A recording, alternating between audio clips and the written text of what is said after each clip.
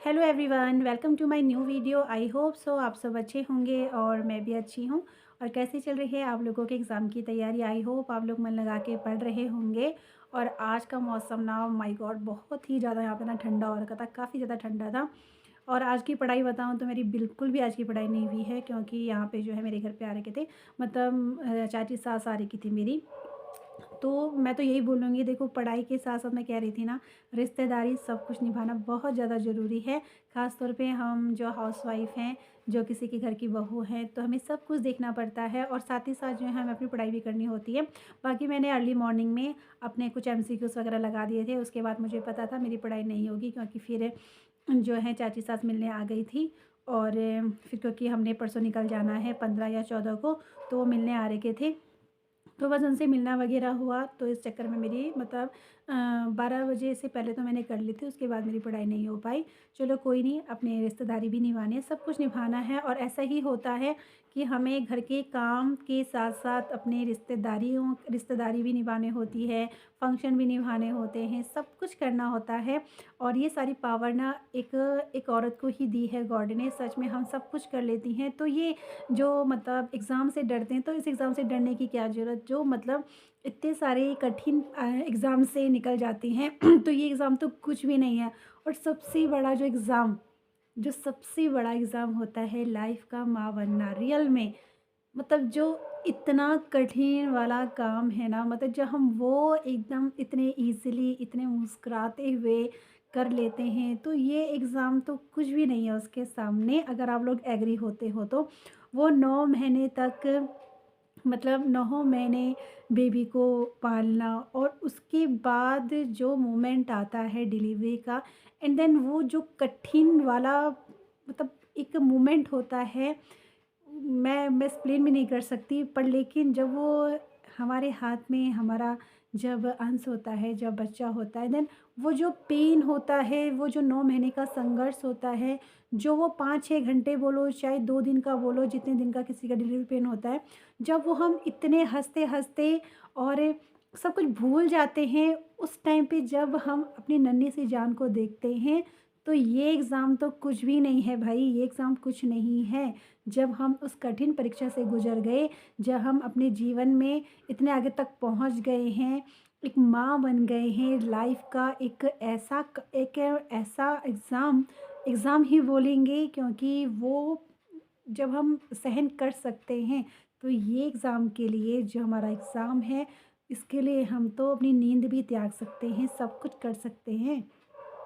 तो मैं यही कह रही थी, जब हम इतने कठिन-कठिन एग्ज़ाम से गुज़र चुकी हैं हम औरतें, एक हाउसवाइफ़ घर की ज़िम्मेदारी निभाना सीख गई हैं, सब कुछ करना सीख गई हैं, एक बेटी से एक बहू, बीवी, माँ बनना, सब कुछ एवरीथिंग हम कर सकते हैं।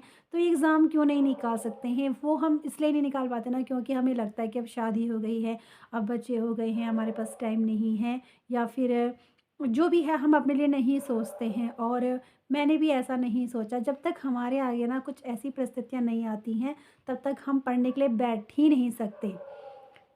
परिस्थितियाँ कौन-सी परिस्थितियाँ होती हैं, बहुत सारी ऐसी चीज़ें होंगी जो आपको ये मजबूर कर देंगे कि मुझे एग्ज़ाम क्वालीफ़ाई करना है। तो देखो, आपने 12th किया होगा, बीएड किया होगा, बीएड के बाद यूटेट, सीटेट सब कुछ निकाला होगा। उसके बावजूद भी आप पढ़ने के लिए बैठे होंगे, कभी एग्ज़ाम क्वालीफ़ाई नहीं हुआ। मुझे एक कमेंट आया था, उनका एलटी में शायद से सिलेक्शन नहीं हुआ है, तो स्पेशली मैं उनके लिए कहूँगी, आप अपनी असफलताओं से घबराइए बिल्कुल भी मत। अगर इस समय असफलता मिली है, तो नेक्स्ट टाइम कोशिश कीजिए कि मैं डेफ़िनेटली इस एग्ज़ाम को, खुद को चैलेंज करो, खुद को, कि मुझे एग्ज़ाम क्रैक करना है। मैं भी जैसे कि आज मैंने नहीं पढ़ा, तो बहुत अफ़सोस लग रहा है कि यार मैंने नहीं पढ़ा। और ऐसा नहीं है कि मैं इतना पढ़ रही हूँ, जितना भी मैं पढ़ रही हूँ, कि मेरा एग्ज़ाम क्वालीफ़ाई होगा। अगर नहीं भी होता है, मैं दोनों चीज़ों के लिए तैयार रहना है। अगर एग्ज़ाम क्वालीफ़ाई होता है तब भी, नहीं भी होता है तब भी, हमारा पढ़ा हुआ लॉस नहीं जाएगा। मैंने अपनी पहली वीडियो में भी बताया था, हमारा पढ़ा हुआ लॉस बिल्कुल नहीं जाएगा, कहीं न कहीं उसका बेनिफिट होगा। पर लेकिन हमें अगर असफलता मिली है, तो उसको अपने पॉज़िटिव वे में लेना है, अपने से चैलेंज करना है कि नेक्स्ट टाइम पे मुझे एग्ज़ाम क्लियर करना है, और तब तक हमें पढ़ना है जब तक कि हम सफल नहीं हो सकते। सच में मानो, जब आपका रिज़ल्ट निकलेगा ना, और जब आप अपना नेम देखोगे, देन यू रियलाइज़ कि आपने क्या अचीव किया है। मैं जैसा कह रही हूँ ना, कि जैसे हम 9 मंथ अपने बेबी को अपने पास रखते हैं, फिर वो डिलीवरी होती है और वो जो पेन होता है ना, वो झट से गायब हो जाता है। सच में आप सभी को पता होगा जो मॉम्स होंगी, मैं खुद बोलूँ, मैं झट से मतलब जो पेन था ना, वो पता ही नहीं चला वो कहाँ गया। ऐसा ही एक एग्ज़ाम है जिसके लिए हमें तैयार होना है और जिस दिन सक्सेस मिलेगी ना, आपके चेहरे पे वो स्माइल होगी कि इतने टाइम का संघर्ष था, वो आज पूरा हो गया है। उनसे पूछो जिनका अगर एलटी का एग्ज़ाम क्लियर हुआ है, देन उनसे पूछिए कि उनको कितनी खुशी हो रही है और जिन्होंने इसमें सफलता प्राप्त की है। और मैं भी ये रियलाइज़ करती रहती हूँ, भले ही मेरा एग्ज़ाम निकले ना निकले, मैं अभी डेफ़िनिटली कुछ नहीं कह सकती, पर लेकिन कोशिश अपनी तरफ से कर रही हूँ। और यकीन मानो, अगर आप, मैं अभी वीडियो में क्लियर नहीं बता सकती, मेरे जो भी प्रॉब्लम चल रही है पर्सनल, उसको साइड में रखी हुई हैं, वो भी माइंड में चलती रहती हैं, पर कोई नहीं। जीवन ही क्या जब उसमें संघर्ष ना हो, वो जीवन ही क्या जिसमें संघर्ष ना हो, और उन संघर्ष के बीच में जब हम एक मतलब कुछ खिलता है या मतलब कुछ अचीव करते हैं, देन हम पाते हैं कि हमने कुछ किया है अपनी लाइफ में।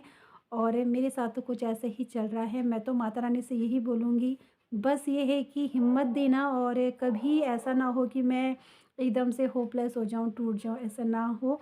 एक पॉज़िटिव वाइब्स देते रहना और मैं वो आप लोगों तक शेयर करती रहूँ। तो मैं यही कह रही थी कि बस जब हम एक कठिन वाले एग्ज़ाम से गुज़र सकते हैं, तो इस एग्ज़ाम से भी गुज़र सकते हैं और जब इसका परिणाम आएगा ना, वो बहुत ही अच्छा आएगा। और जो असफलताएँ मिलती हैं, असफलताएँ हमें बहुत कुछ सिखाती हैं, बहुत कुछ। जिनका इस बार एलटी में नहीं हुआ है, कोई बात नहीं, ये मत सोचिए ये आपका आखिरी टाइम था, आखिरी नहीं था। ये सोचिए कि बस ये अभी शुरुआत है, अभी हमें और मेहनत करनी है, जहाँ पे कमी रह गई है, वहाँ पे हमें और अच्छे से सुधार करने की ज़रूरत है। और मैं भी खुद अभी जो तैयारी कर रही हूँ, मेरा फर्स्ट अटेम्प्ट होगा ये। मुझे भी अभी नहीं पता कैसा एग्ज़ाम होने वाला है, कैसा नहीं होगा, ये मुझे नहीं पता है। और मैं दोनों ही तरह के रिज़ल्ट के लिए तैयार रहूँगी, चाहे वो पॉज़िटिव आए, चाहे नेगेटिव आए, जैसा भी हो मैं दोनों के लिए ही प्रिपेयर रहूँगी। और बस मेहनत करते रहनी है, हमें अपने एफ़र्ट्स डालते रहने हैं। जब तक मेहनत नहीं करेंगे तब तक कुछ नहीं होगा और एक ना एक दिन इसका जो फल मिलेगा ना, वो काफ़ी ज़्यादा मीठा होने वाला है। और जब उस मीठे फल को चखेंगे ना, तो माय गॉड, मतलब खुद इमेजिन करो ना कि अगर आपका एग्ज़ाम क्लियर होता है, अगर आप मेंस भी निकाल लेते हो, देन उसके बाद की लाइफ़ के बारे में सोचो, उसके आगे की लाइफ़ कितनी ईज़ी हो जाएगी।